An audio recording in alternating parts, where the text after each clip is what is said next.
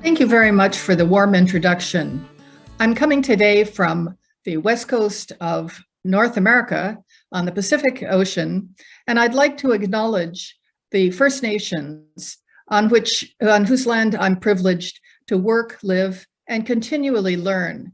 It's the traditional, ancestral, and unceded territory of the Musqueam, Squamish, and Tsleil-Waututh nations of the Coast Salish people, and I humbly express my gratitude to them and their ancestors.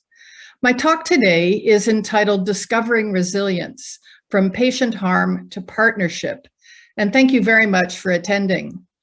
First, to continue the identification, I call myself a citizen patient, and what I mean by that is that I'm self-selected in this role. I have the perspective of both the citizen and the patient, that is, both the dependent on our healthcare system and the funder of the public healthcare system. I view my work as an act of citizenship. I became involved because I passionately want to live in a society that affords all members with great healthcare. Now, there are a lot of words for this kind of role in different communities around the planet. I know in New Zealand and in Australia, consumer is commonly used. In the Nordic countries, next of kin is common. In Canada, increasingly, we use the word partner to kind of indicate a more equal relationship in power. And I'm quite taken and passionate about my interest in whānau, what you in New Zealand have done to use Maori understanding and knowledge to really better understand the way healthcare systems ought to work. Service user is oftentimes used in mental health as his client. So I think you can recognize many of the labels that we do this work with. These are the perspectives that I'd like to share with you today. Now, there are lots of other titles that I carry for all the different kinds of activities I do. And if there's time at the end of the talk, I'd be happy to talk about some of these roles that I have. So I'll come back to this later. But just one further thing about being an adjunct professor, I have no advanced education in healthcare. I came into this role 14 years ago. At the time, my husband died, unfortunately, only 8 days after successful surgery, and I'll explain a bit more about that. So my path has come from the lived experience and from doing my own work to better understand healthcare. I have no financial disclosures and no conflicts of interest for this talk. In fact, most of the work I do is voluntary, so there is no financial factor. So the big idea of this talk is that we can learn a way of approaching safer care by mobilizing curiosity and building trust. And that creates better outcomes for all, including better outcomes for healthcare workers. I want to explain today a little bit about my personal path, my struggle as a harm survivor, and following my own curiosity and discovering resilient approaches to a basic understanding for building partnerships of trust within the healthcare system.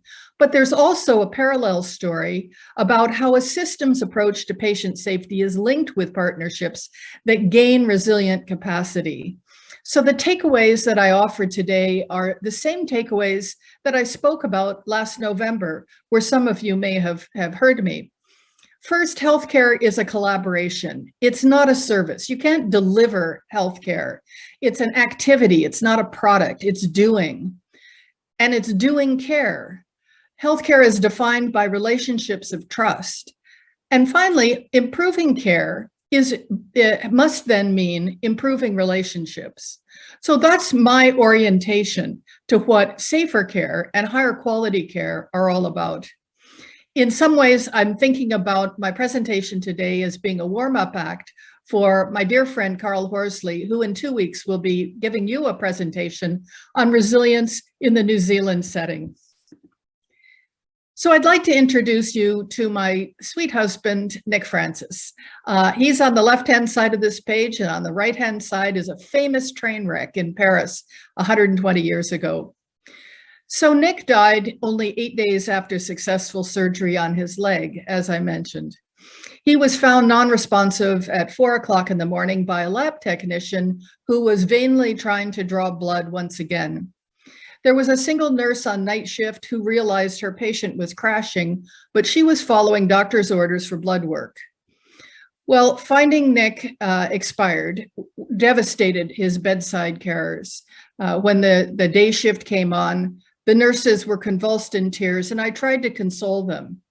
Nick was 20 years older than me, and we'd been together for 35 fabulous years. Because of that, over those 35 years, we had talked about the likelihood I'd outlive him. So although the timing wasn't what I expected, I did feel that I was more prepared, apparently, than these nurses were. And I was really quite surprised that they were so moved. When I thanked the physicians on their skill and their excellence in the operating room, because the surgery on his leg was so successful, one of them turned to me and said, "So what?" And he was off to another full day in the operating room. Nick had developed common post-operative symptoms, and those symptoms had been matched to the appropriate specialists to see Nick in a snapshot of care. But there was no physician, there was no technician, there was no clinician who followed Nick through his experience in those 8 days. So there was no moving picture to see Nick deteriorate in a cascade to this calamity, to this unexpected death. I would say that Nick died of a failing model of care. It was fragmented care. It was siloed care. No one saw the whole patient over time. As his condition deteriorated, no one recognized his need for rescue. Okay, so that's Nick. That's one of the calamities on the screen. What about the other one? What about the train wreck?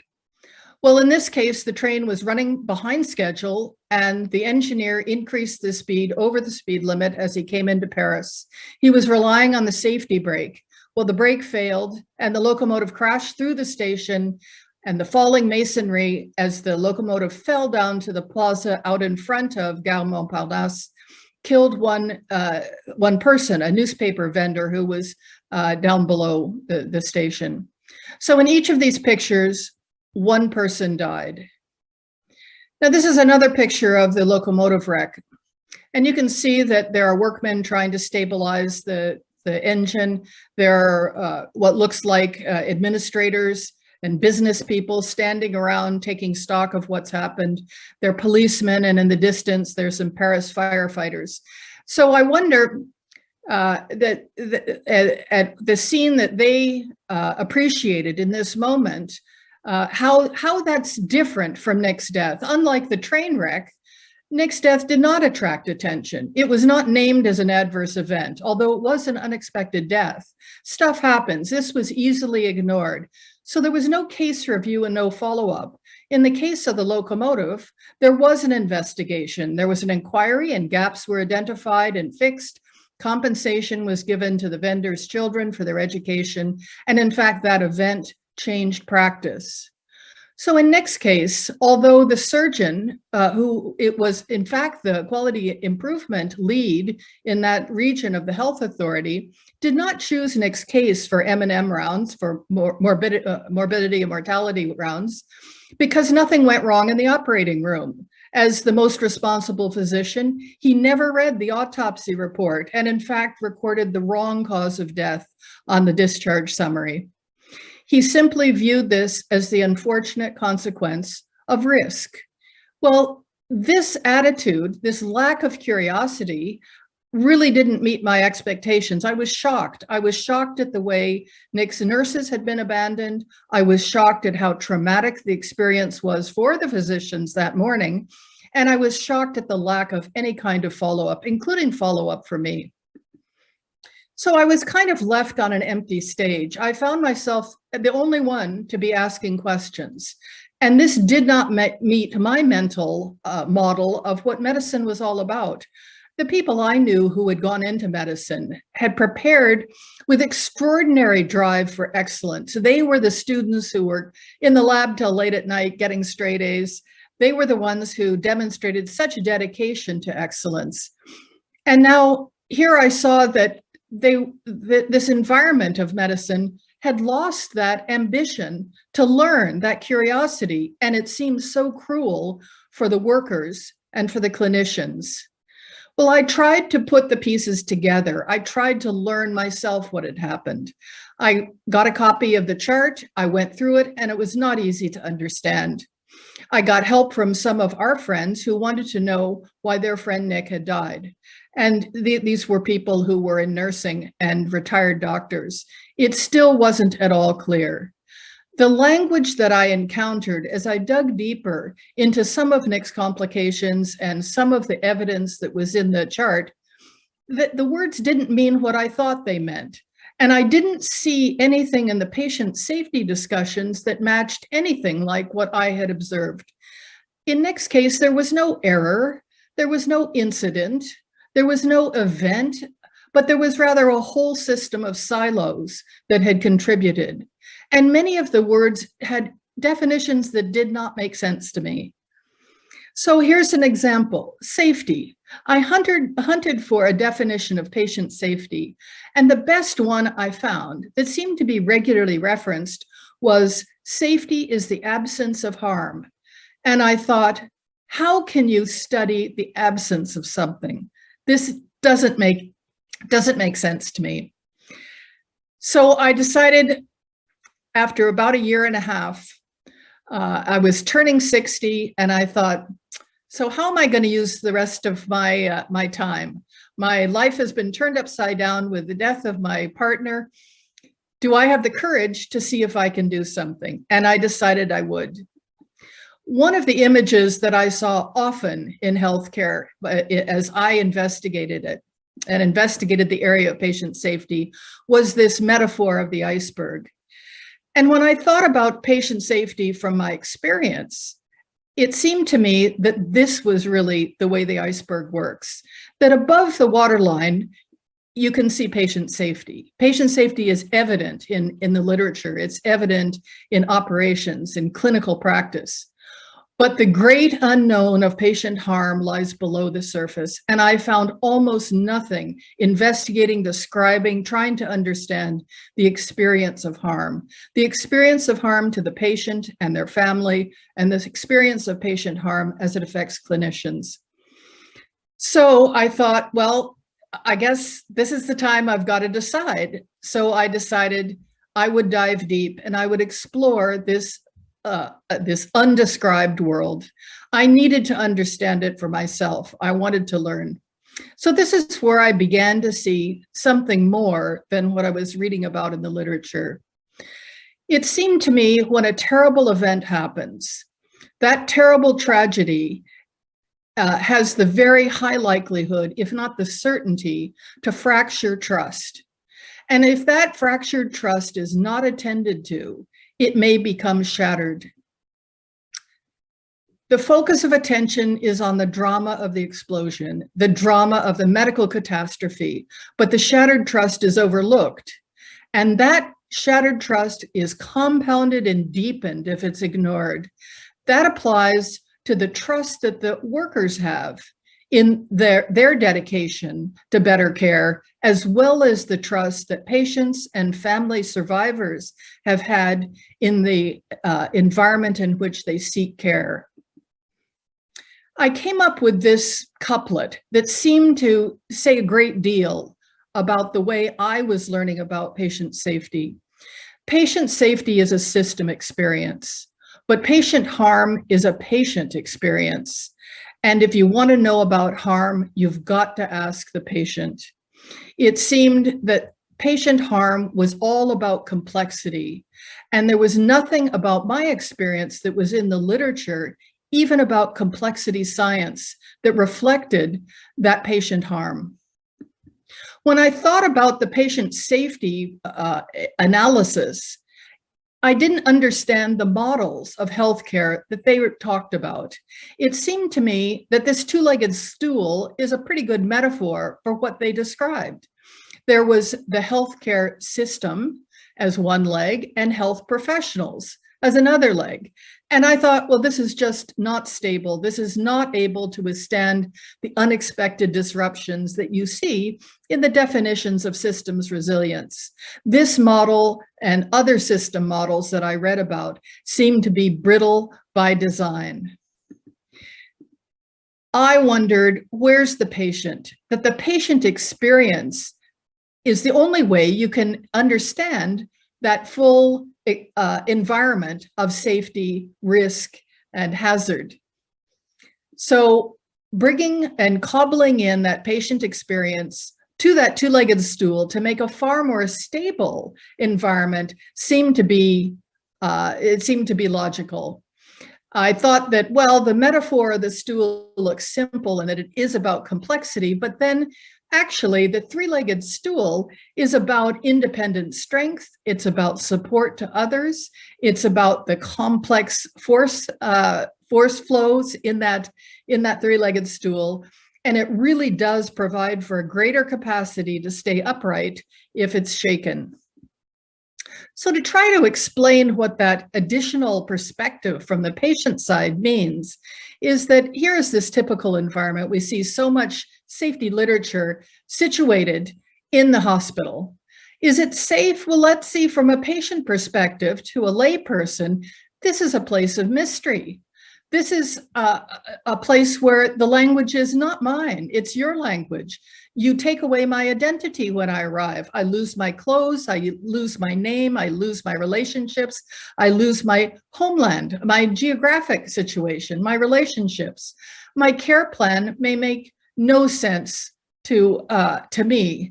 So safer is knowing what the plan is and having a navigator to help me sort it out all along the way. At the time of illness, there's stress and new stress on top of all the other stresses we experience. There are the distressing symptoms, the disruption of all the other facets of life, the tipping points that are unrelated to health about managing how other people who rely on us are going to be okay while we're distracted by our illness and by our treatment.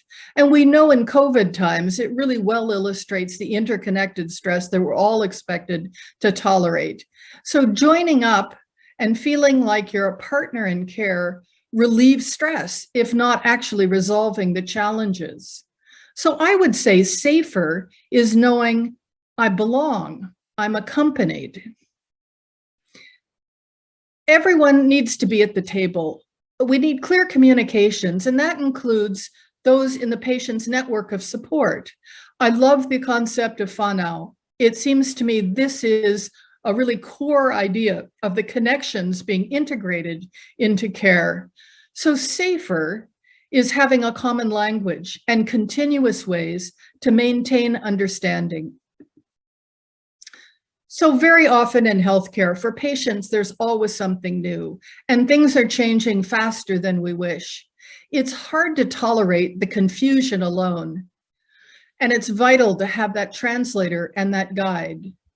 So safer means increasingly is having increasing help to cope with change, especially as things become less certain. Safer is keeping up conversations to learn about risk, about anticipating and how to respond to risk, how to recognize those stressful situations the next time and know how to react. It's so important to learn about what's ahead, to have expectations filled in so that they're better aligned. I think one of the most terrible aspects of healthcare failure is when our expectations are failed. And that oftentimes is quite avoidable if we make it clear at the start what the health professionals anticipate and what other patients who have had similar experiences can offer for what to expect. When we follow an episode of care, it's so important to be able to recognize the waypoints as familiar. There's a huge underused potential for partnering with peers to learn knowledge that's best or possibly only held by patients who have gone before on this road. So safer means connecting up with local knowledge. Who's the patient? Well, to me, it's inseparable from the family group, the whānau, the family, the next of kin, my people. It may take many forms. It may be the community group. It may be my neighbors. It may include the household pet. This, I think, is actually the smallest irreducible unit in care. What happens to the member of the group affects everyone in the group. So all must play some part in the networks of trust, in communications, in planning, and in planning care. So SAFER is identifying and including the networks of trust and connection that we already have. SAFER care is building more connections, and SAFER is care that demonstrates belonging. So how do we do this? What do we ask? How do we learn from each other? This is where it happens. It's one-to-one. It's open, inviting. SAFER is where trust is growing.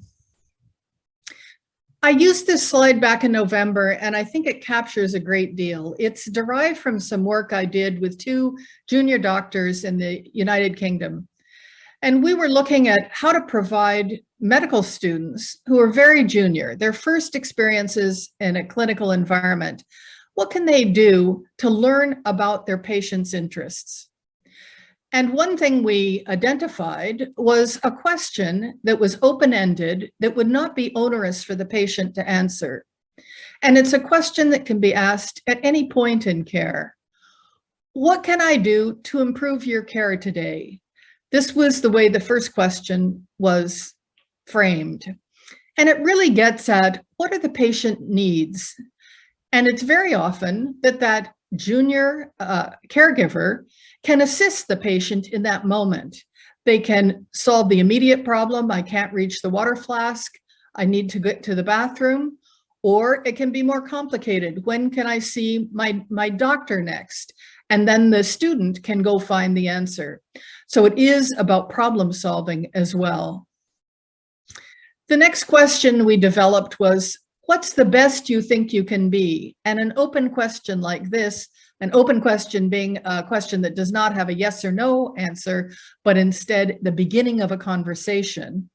What's the best you can be can help identify the patient goals. What's one thing you wish you'd known? Well, this is a wonderful way to identify gaps in care. And very oftentimes those gaps are issues that can be addressed immediately. What's one thing that made a difference? Now, I love this question because it doesn't seem on the surface to be very useful, but the way we use that phrase in English implies something positive. What's one thing that made a positive difference in your care? And very oftentimes we don't ask our patients about what we do well. So here's a case where, yes, we can find out what assets we have in our system to offer our patients, but also the assets that our patients bring to care as well. What's one thing that made a difference? Well, it really made a difference when you explained my discharge instructions twice, because the first time you did, I didn't understand. But when my partner was in the room, I did understand much better. And I also had the help from my partner hearing it as well. So the what's one thing, the next one is what's one thing I should know about you, is a wonderful open-ended question to begin a conversation about what matters. What are, there's a phrase I've learned in the work that I've done over this last decade. The small things are the big things. And even being listened to it can be a transformative experience. So the idea of asking these what's one thing questions are to build capacity for both the question asker and the answerer. And I would invite you to think about other questions that you can develop that begin what's one thing. Now, why do I like those words? Well, if you ask someone, what should I know about you? Or what made a difference? Or what do you wish you'd known? It implies what's the most important thing you wish you'd known? What's the most important thing that made a difference? And that can be very onerous. It can be hard to decide and actually repress the confidence of the patient to answer it. So instead of that, Asking what's one thing kind of relieves the pressure. It's easier to come up with just one thing. But of course, it provides an opportunity for the question asker to listen closely and to hear what is accepting accountability all about. Because as you hear that answer, that conversation, as you listen to the patient, you in fact begin to own accountability for responding for that information. And as you accept that accountability, you become vulnerable as well. I think that it's a core concept in building trust that as we expose our own vulnerability and we build trust with the person we're with, it builds a bond. As that person speaks to you, they reveal their vulnerability, and that builds trust for them as well in you. And I think it's that foundation of humility and modesty that really underlies healthcare. So when do you do this? Well, you can do this anywhere. These kinds of conversations can happen in many settings, and I would suggest in any setting. And it is those conversations that underlie the medical information that's passed, the conversations that build the bonds that the medical care depends on. When Andy and Nick and I were working on this project, we took time to analyze what's called a force field. The force field analysis that's on this chart on the left-hand side are factors and ways of looking at motivations and rewards for the actors that are supportive. What motivates us to act? What supports our courage to speak up, to act? And on the right-hand side are restraining forces. What keeps us back? What keeps us from interacting with each other? So I'll just take a minute to read some of these through with you.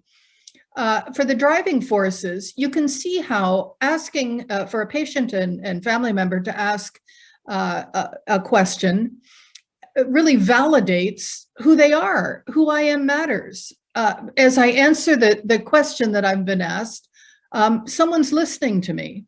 It builds self-confidence. What I say matters. The legitimacy, my needs matter. And it fosters agency. So next time, it may be easier for me to speak up because I already have a conversational relationship. So it fosters agency. It allows for gratitude. And I think in our healthcare system broadly, we don't allow enough opportunity for patients to say thank you. And it does allow for this exchange of gratitude that I think is so vital for clinicians' life as well. Now, for clinicians to listen carefully to patients and to ask these questions and to feel those support in those exchanges of information, it builds courage. I can ask you. I can step into this place of perhaps discomfort, anticipated discomfort. It develops core skills like that close listening. It also emphasizes the person-centeredness of care. I can help you. I can act on some of these gaps, for example.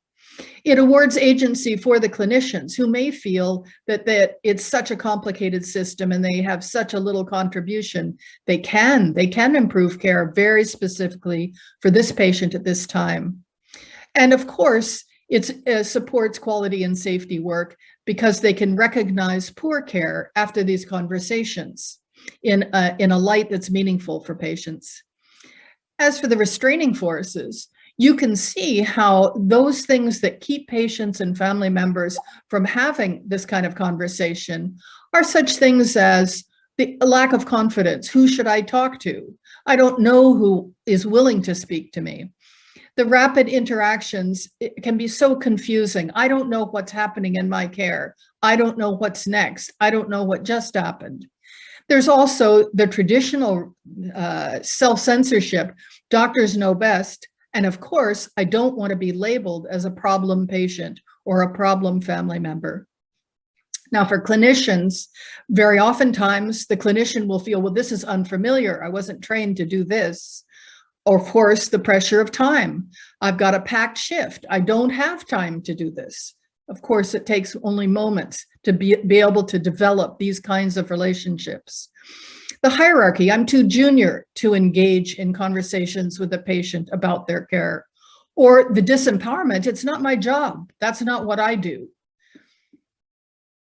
So if we think about how these strong connections that we build contribute to safer care, I think you can see that they are the sinews of resilience, the capacity to continue to succeed in spite of unanticipated disruptions. And the photographs here are in my healthcare system, and I think that they convey the strong relationship between the clinicians and the patients in a variety of settings, but they also relate to the security of the relationships among healthcare workers. As with every other aspect of life, there are a lot of facets of who we are that influence the richness of our relationships and the barriers to our relationships. So seeing these interactions through the lenses of these and many other facets is important for both patients and practitioners. Yes, we are enriched by these elements of diversity, but we have to use them in our interactions. We have to recognize them and respect them. It's always care for this patient within their unique network of relationships. And it's teams of these healthcare workers who hear and see with these sensitivities and insights. And this knowledge really does expand our appreciation of what good care is. You know, we talk about care paths and we talk about this imagined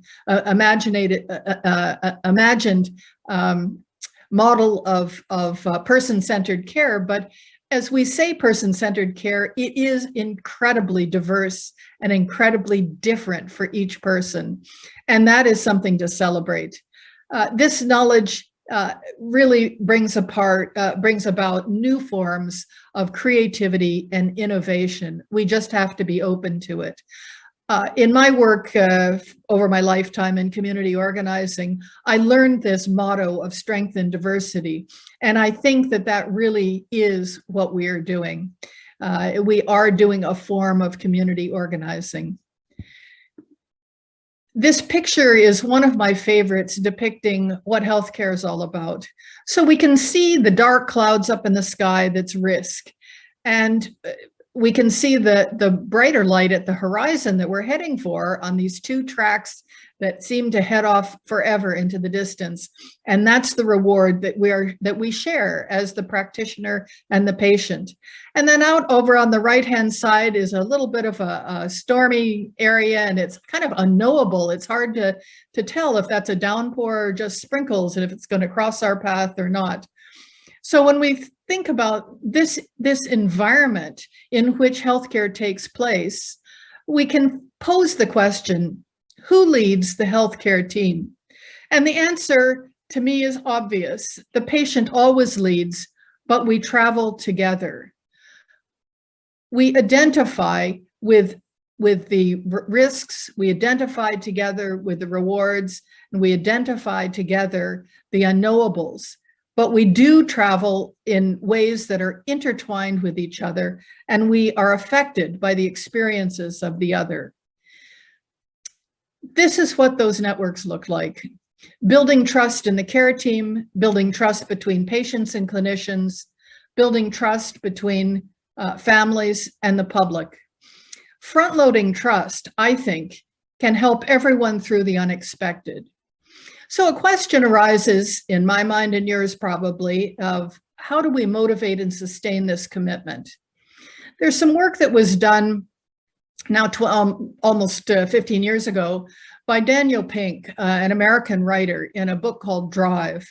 And what he tried to identify was those factors that distinguish between the job you love versus the job you hate. What are the elements of a job that really sustains your motivation and satisfaction in the work? And the first factor that he identified is the urge to direct our own lives. And I think you can see this both for the healthcare worker and for the patient, that degree of autonomy and responsibility can be a sustaining factor in the commitment to each other and the commitment to better care. Mastery, the support to get better and better at something that matters.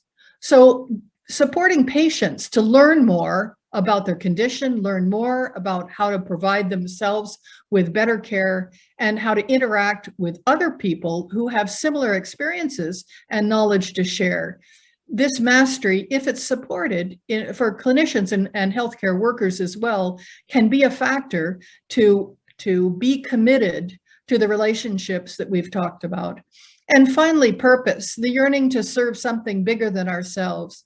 And I think this is, an example is your commitment. I think everybody in the audience today has this commitment to patient safety and to higher quality care. And to be able to be supported in that is really important. Inviting our patients to be involved in issues that are bigger than themselves, that is improvements in the system, helping other patients, I think is an opportunity that we need to develop. But what I would say about autonomy, mastery, and purpose is that in healthcare, the context in which these are realized is relational. It really is in the partnerships. Much of the work that I've done is focused on the next generation of clinicians. And that really is because I believe change happens generationally. We can do lots now by creating an inviting environment for students who become practitioners in an environment where dignity and respect are highly valued, where information sharing is a core skill, where participation and active responsibility to take a leading role, to become a leader, and to collaborate, that these are the ways in which I think future healthcare workers are being trained, and we need to provide an environment that's encouraging for that and take full advantage of their energies. Now, I said I would speak a little bit about some of the other roles that I take in the healthcare system, and it really is based on many of the ideas I've just described, contributing to something larger than myself. I'll mention just a few of these. I did, in my introduction, you heard that I was awarded recognition as a patient safety champion for Canada back in 2000, I think it was 2016. And I use that as leverage to open other doors. I use that as a way to encourage others to pass on that recognition by mentorship and by collaboration with peers, to encourage other people who have far more imaginative ideas, much better knowledge, different ways of presenting themselves, to advance their work as partners in healthcare. I've been a team member with health improvement teams. I am involved with quite a number of research projects now that are about the patient partner experience, to better understand why do people volunteer and what are the rewards that they expect from successful partnerships in healthcare research and improvement projects in governance.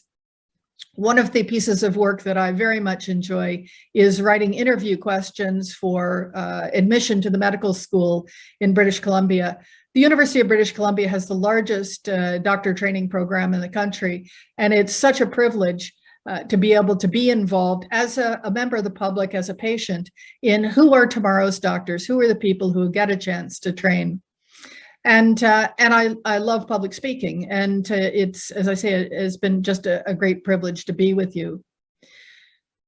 I'd like to leave you with a quote from my favorite Canadian sociologist and the way he's talked about healthcare. And Arthur W. Frank is his name, emeritus professor from the University of Calgary. In clinic at the bedside where it counts, a healthcare system is people touching each other. Everyone who touches anyone affects that person's healing and affects the further demoralization of medicine or its remoralization. In the moral moment of that touch, there is no system. And I think I believe that statement so beautifully encapsulates there is no excuse to say, well, the system's that way. We all have an opportunity to make a difference one-on-one. So with that, I'll thank you very much for your attention. and I invite you to correspond with me. Here's my email address at the university. I wish you the very best of luck in your work and a successful conference over the next few weeks. The subsequent presentations will be exciting, and I'll be following them as well. Thank you so much.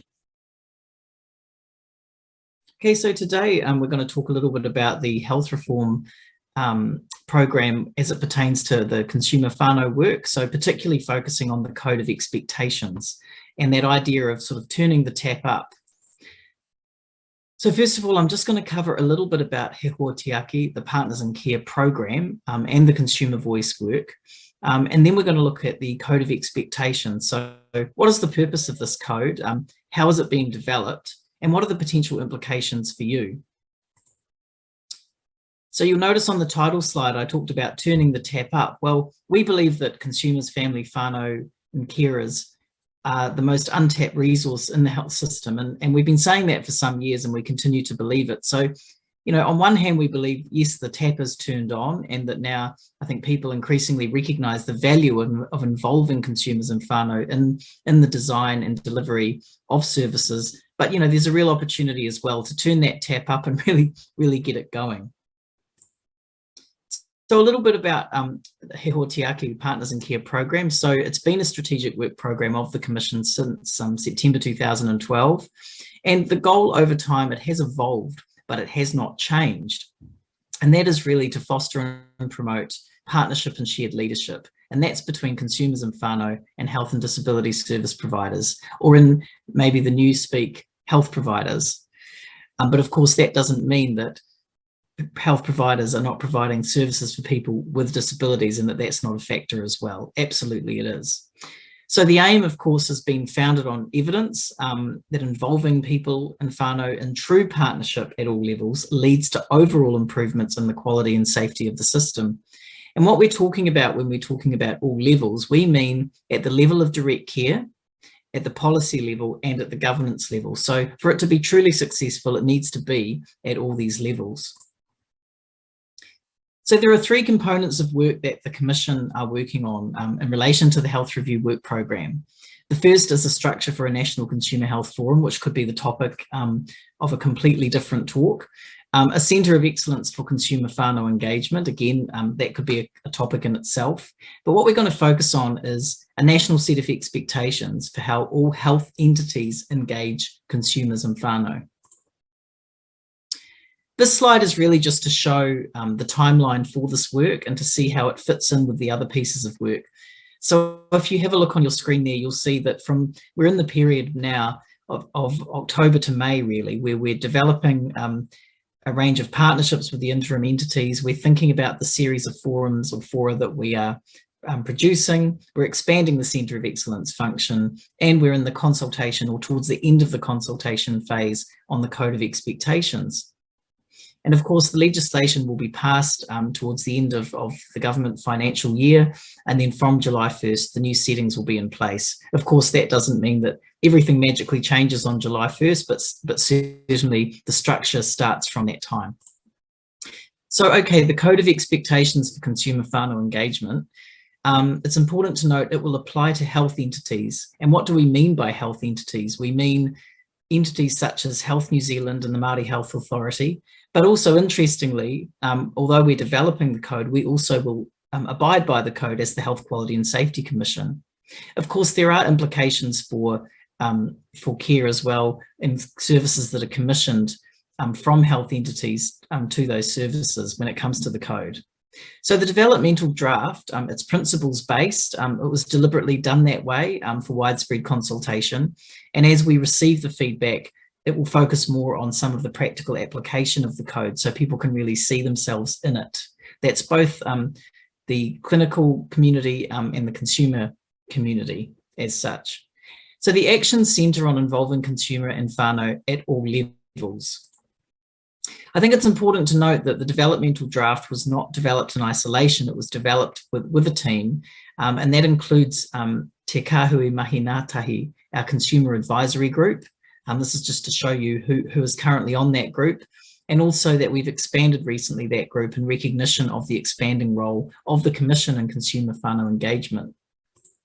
We also had a lot of input from Kotuinga Kiritaki, which is our consumer network, which currently has 11 members. And we also have recently 5 newly appointed members. And what they looked at really was from the consumer whānau perspective, could they see in this developmental draft themselves and what we were putting forward to the wider community? And of course, that's always really interesting debate around everybody seeing themselves in a document and how we make sure we do that. So the principles of the code are very much underpinned by Te Tiriti o Waitangi and Y2575, and we've had some very positive feedback about that. And I suppose on the values front, there are 4 key areas. One is around relationships of mutual respect and inclusiveness. The second is equity. Thirdly, it's about valuing consumer whānau contribution.